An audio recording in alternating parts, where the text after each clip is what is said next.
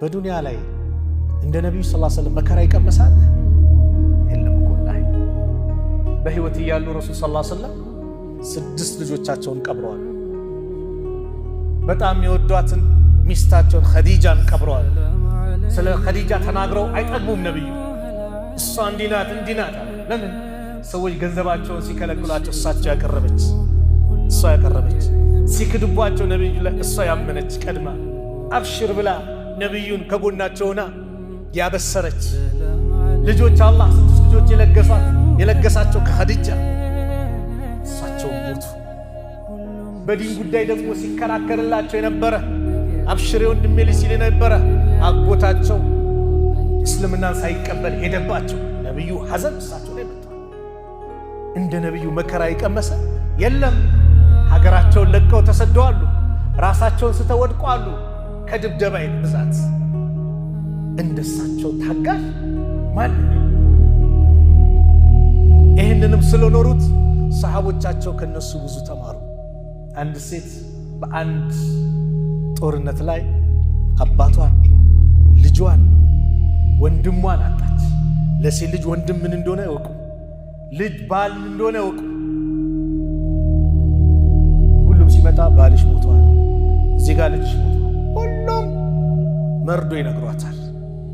እሷ ግን ምን ትል ነበር? ነብዩ ሰለላሁ ዐለይሂ ወሰለም ቤት ናቸው፣ ደህና ናቸው፣ እስቲ ያሳዩኛል። ልክ ነብዩ ያሳዩት ከእርሱ በኋላ የመጣው በላ በአጠቃላይ ለኔ ቀላል ነው፣ እርሶ ብቻ ሰላም ነው። ልጅ ባል በአንዴ 3 ቤተሰቦቿን አጣ። ግን የነብዩ ደህንነት ያስደሰታል። ሶብርን በጣም የተላበሰች። ሶብር የሚባለው ነገር ሲከሰት ነው። ያዙን ልቀቁን ካሉ በኋላ ሶብር የለም። ይሄንስ ሶብር ማለት መቼ ነው? ወዲያው መጀመሪያ የሆነች ጉዳይ ሲከሰት የዛ ሰዓት ዋት ስታደርግ የአላህ ውዴታ ባንተ ላይ ይሆናል። በአንድ ወቅት አነስ ሲናገሩ ረዲየላሁ ዐንሁ መረ ነብዩ ሰለላሁ ዐለይሂ ወሰለም ቢእምራቲን ተብኪ عند ቀብሪ።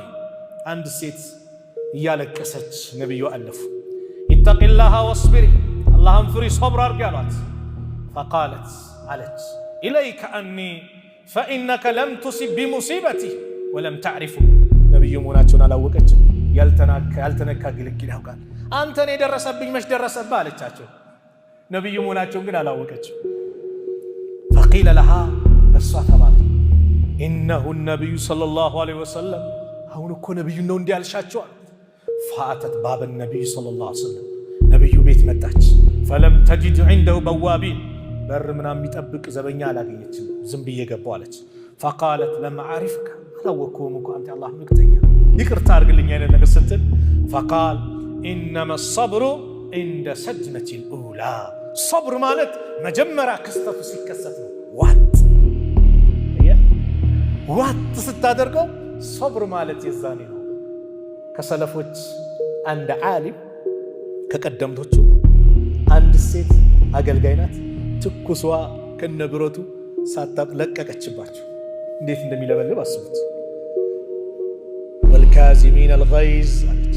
የአላህ ባሮች እኮ መከራ የተለያየ ነገር ሲመጣ ቁጭታቸውን ዋጥም ያደርጉ ነው የሚል የቁርአን አንቀጽ ቀራች። ውጭ አለዋል በተግባር ነበር አልሞት። ወልዓፊና አኒናስ፣ ሰዎችንም ይቅር የሚሉ ናቸው። ቀጠለች አውፍ ብዬሻለሁ፣ ወላሁ ዩሂቡል ሙሕሲኒን፣ አላህ በጎ የሚሰሩትን ደግሞ ይወዳል ስትላት ለአላህ ብዬ ደግሞ ነፃ አውጥቼሻለሁ አላት። ተበድለው ኸይር የሚሰሩ ነበሩ ታግሰው። ማን? እነዛ ቀደምቶቹ።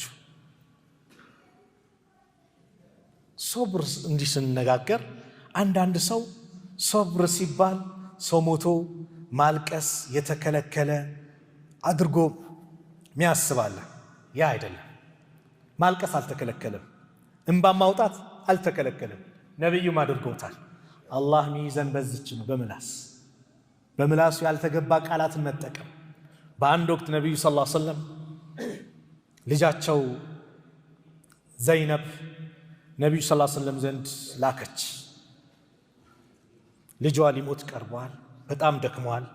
ወደ ነብዩ ሰላምታ አቅርባ እንዲመጡ ስትል ነብዩ ሰለላሁ ዐለይሂ ወሰለም አሉ ኢነ ሊላሂ ማ አኸዘ ወለሁ ማ አዕጣ ወኩሉ ሸይን ዐንደሁ ቢአጀሊን ሙሰማ ፈልተስቢር ወልተሕተሲብ።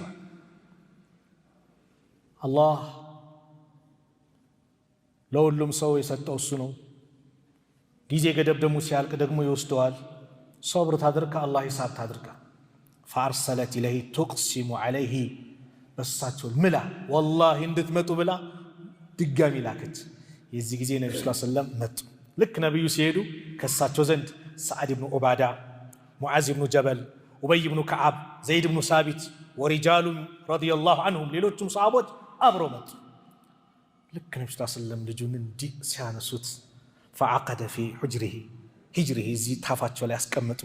ወነፍሱሁ ነፍሱ ገባ ወጣ ተላል ሊሞት እያለ ሲመለከቱ ፈፋደት አይናሁ የነቢዩ አይኖች ማንባት ጀመሩ፣ ማልቀስ ጀመሩ። ፈቃለ ሰዓድ ያ ረሱላላህ ማ ሃዛ አንተ አላህ መልክተኛ ይሄ ምንድን ነው አላቸው። ልክ ሲያለቅሱ ማለት ነው።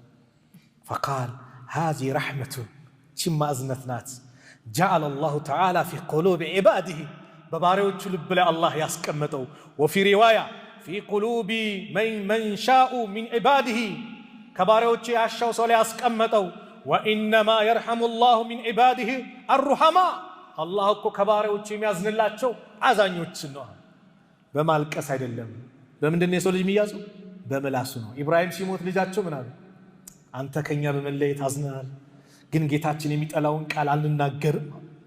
አዝነናል። አሁን ወዳጅ ወዳጁን ሲለይ ያዝናል፣ ልብ ያዝናል። ማልቀስ አልተከለከለም። የእዝነት መገለጫ ነው። አላህ የሰጠው የአዛኞች መገለጫ ነው። የተከለከለች የቷ ናት? እቺ ምላስ ናት።